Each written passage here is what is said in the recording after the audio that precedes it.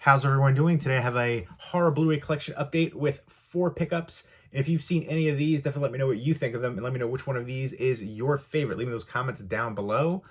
First up is a really awesome release, and it's for Wolf Creek. This is a Blu-ray. Why don't we have a Blu-ray release here in the US? I don't know.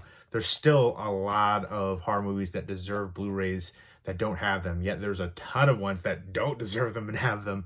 But this is an import from Viavision, which is a company over in Australia.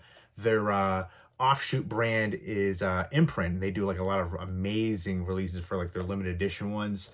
Their like slip boxes and reversible artwork for their limited editions are just incredible. And then their box sets are just mind-blowing. One of the best companies out there releasing Blu-rays worldwide. High recommendation for Imprint. And then Viavision is great too. This is the special edition. There's a limited edition which has a lenticular cover, but that one sold out pretty quickly.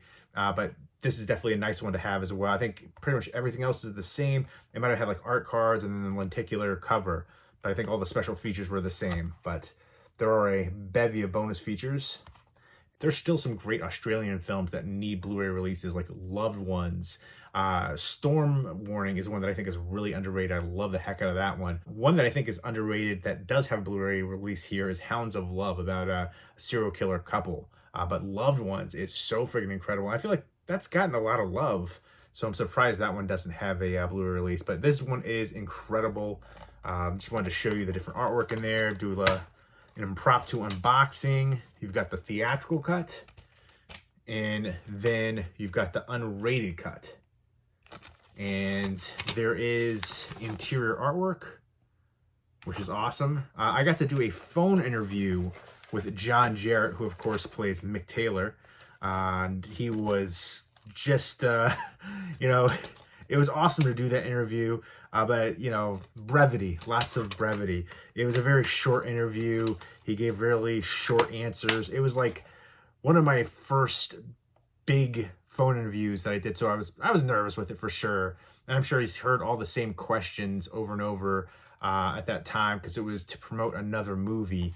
And yeah, I was like, I wish I had more time, but that's all right. It was a learning experience and still a cool experience to say I got to interview John Jarrett, aka Mick Taylor. And this is directed by Greg McLean, who directed Wolf Creek 2, some of the episodes for the Wolf Creek TV show, which I haven't seen yet.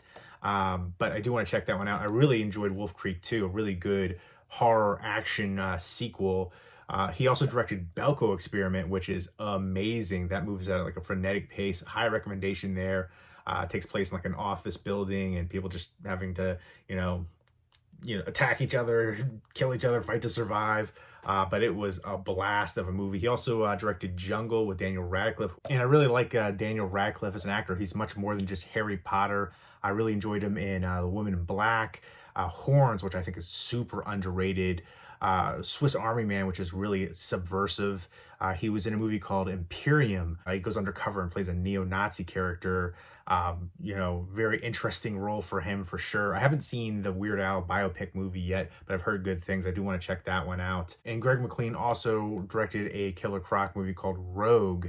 And right around the same time, another Australian Killer Croc movie came out called Black Water, which I love the heck out of that one. There's a sequel that came out recently, which was terrible. But Black Water is very simplistic, straightforward plot, but really good drama and thrills. It's more dramatically paced in the beginning, and then it's just all about that suspense and trying to survive. It's such like a, you know, they're trapped in the boat flips over and they're like trying to stay alive in the tree, and the water's rising, the crocs are just kind of waiting them out. So simple, but it just works so well, and nobody ever talks about that when it came out right around the same time as Rogue. And it's interesting too because John Jarrett, who was in Rogue and Wolf Creek, both directed by Greg McLean, but he's done another Killer Croc movie back in the 80s called Dark Age, which has an Umbrella release from Australia, Blu-ray release, and I enjoyed that one too.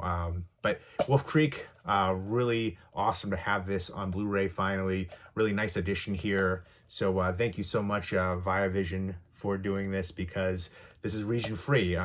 Imprint, Umbrella, Viavision, all the releases that I've seen from them have been region free, so I'm definitely thankful for that. Other countries, there's been some great companies releasing like Second Sight, but unfortunately most of the releases are region B locked. So if it's region free, we can play them here in the US. So I'm thankful for that. And this is based on a true story about a serial killer in Australia killing backpackers and stuff. And I just thought the setting was great. And John Jarratt as Mick Taylor, just iconic. And then, the right in the spine. I just, so many crazy, awesome moments in here, though. It's brutal, and it's one that definitely stays on your mind. And again, a great performance from John Jarratt. Definitely intense as heck, and I love this one.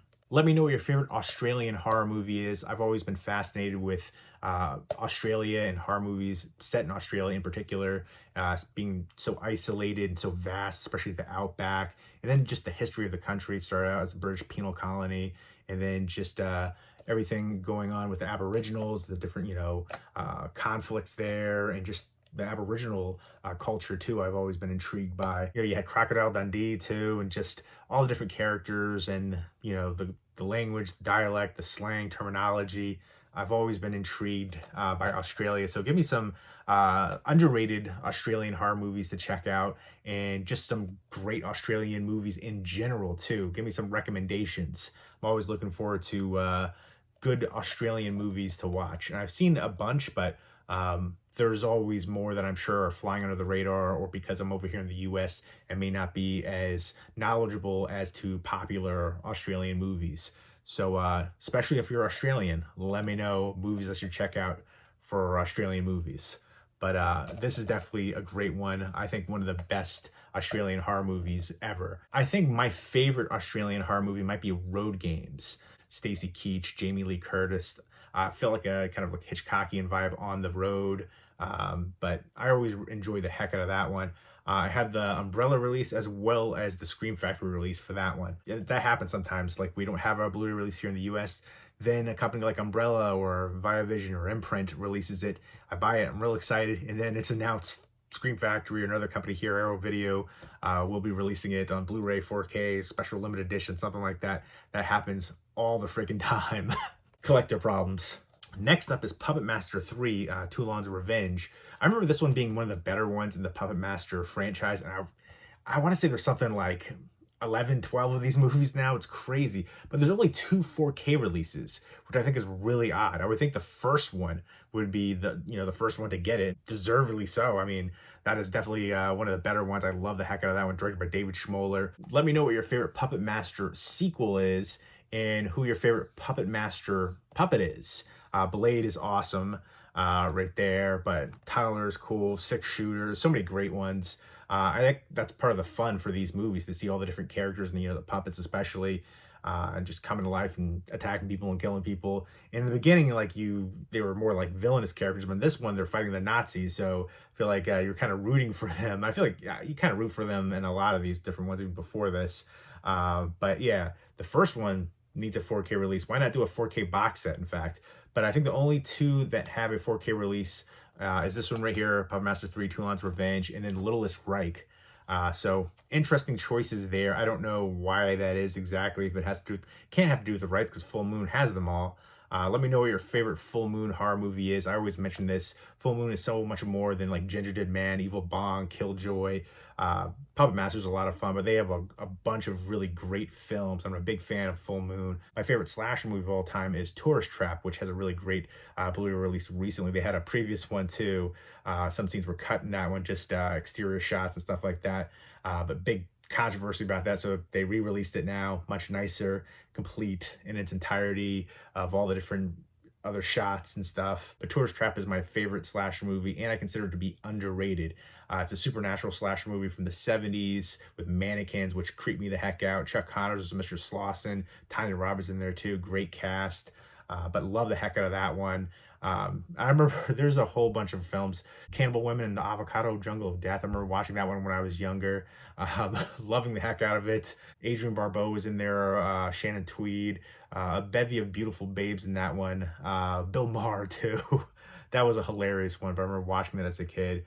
Let me know what your favorite Full Moon horror movie is. But the 4K release from Puppet Master 3. I'm looking forward to checking this one out on 4K. And it is a Blu-ray 4K combo pack right there. But yeah, I just remember this one like they're, you know, taking on the Nazis, and it's set during that time period. You have, you know, 6-shooter, Leech Woman. So yeah, this is the Leech Woman was a creature made from his late wife's image. So trying to get some revenge right here on the Gestapo. Next up is another release from Full Moon, and it is Gore in Venice, also known as Giallo in Venice.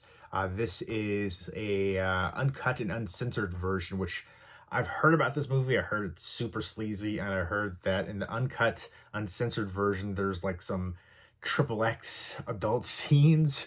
But yeah, this is interesting to me. I know this was had a previous Blu-ray release. I don't know if that one was the uncut and uncensored one or not, but it's advertised as this one being so. So I'm looking forward to check this one out because I have heard of it. I heard it's very controversial and crazy and graphic. And it's basically set in Venice, and police officers investigating these murders, and lots of crazy, sleazy, wild things are happening, violent things. And it says it leads to a startling conclusion. So, you know, it's all about trying to figure who it is, who the killer is, and, you know, who done it, with some crazy violence going on in there and sleaziness. But looking forward to checking this one out because its notoriety, you know, precedes itself a bit. And I'm going to see if it lives up to the hype of it. Let me know what your favorite Giallo is. I grew up watching a lot of like Argento especially. Let me know what your favorite Dario Argento movie is too. I always say Phenomena is my favorite. It's one of my all-time favorite movies. I love Deep Red. Suspiria, of course, was incredible, life-changing. The visuals, the colors in there. Again, anything with Goblin too. Just adding to the score. And then the soundtrack too. Like that Valley song for Phenomena, just incredible. I just listen to that sometimes just randomly. I have it on playlists and stuff. So yeah, for me, Argento just changed the way I was looking at horror movies when I was a young kid. So I definitely enjoy Giallos. In fact, I have some of the Giallo sets right there from Arrow Video. Next up is more like a kids animated, less, you know, horror, but using classic horror monsters and stuff, and, you know, more in the Halloween realm.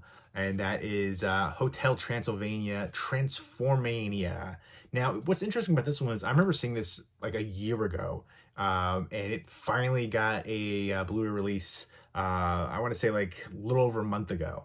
And I'm hearing that there might be a 4K release, and it's kind of making me be more hesitant about buying new release Blu-rays because so many are getting 4K releases within 6 months, a year, maybe a little over a year. Black Phone, Megan, Cocaine Bear, Malignant.